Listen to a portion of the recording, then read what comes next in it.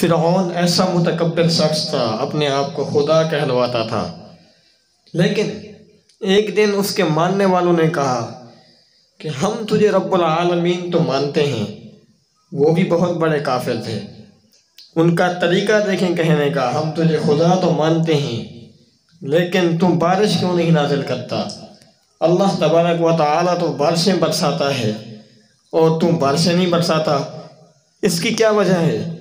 فرعون یہ سن کے بڑا ہی پریشان ہوا اور اس نے اپنے شیطان سے یہ کہا کہ اب یہ مسئلہ بن گیا ہے۔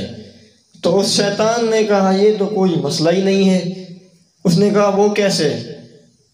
کہتا ہے کہ تم ایک اپنا بڑا ڈرم منگوا لو، ٹھیک ہے، اور اس میں سارا پیشاب جمع کر دو چھوٹا۔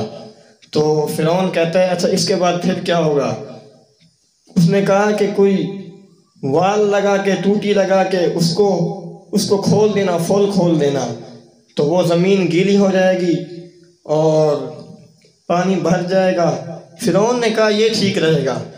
چنانچہ فرعون نے ایسا ہی کیا، سب شیطانوں کا پیشاب جمع کر کے اس ڈرم میں اور اس کو پر کر دیا۔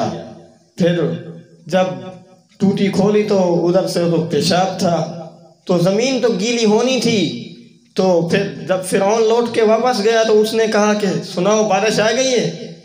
تو ان کے جو ماننے والے تھے انہوں نے کہا بارش تو آ گئی ہے لیکن بارش ٹھیک نہیں ہے۔ وہ کہتا ہے وہ کیسے؟ کہتا ہے بارش اللہ تبارک و تعالی جو بارشیں برساتا ہے اس کی پانی وہ ٹھنڈا ہوتا ہے، وہ خوشبودار ہوتا ہے۔ تم نے جو بارش برسائی اس کا پانی گرم تھا، اور ایک تو پانی گرم تھا اور دوسرا اس میں بدبو بھی تھی۔ تو فرعون یہ سن کے بڑا ہی پریشان ہو گیا کہ اب کیا جواب دے گا؟ اس کافر کے پاس کوئی جواب نہیں تھا۔ اللہ تبارک و تعالی ہی بارشیں برساتا ہے، اس کے ہاتھ میں قدرت ہے۔ تو وہ فرعون بڑا ہی پریشان ہوا۔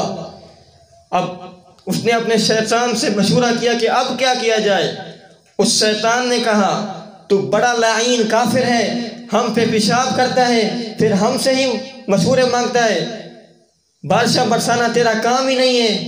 اور وہ کافر کہتا ہے تم بارشیں نہیں برسا سکتا، ایک تو ہم پہ تم نے پیشاب کیا، پھر ہمارے ساتھ تم نے مشورہ کیا، آئندہ ہمارے ساتھ کوئی مشورہ نہیں کرنا۔ اور اس طرح فرعون مرتد بے ایمان کافر ہو گیا اور مخلوق کے سامنے مرتد ہو گیا۔ اللہ تبارک و تعالی ہی بارشیں نازل کرتا ہے اور تمام جہانوں کا پروردگار ہے۔ اللہ تبارک و تعالی سے دعا ہے کہ ہمیں فرعون کے چال سے محفوظ فرمائے اور ان باتوں کو سمجھنے کی توفیق عطا فرمائے۔ وآخر دعوانا ان الحمد للہ رب العالمین۔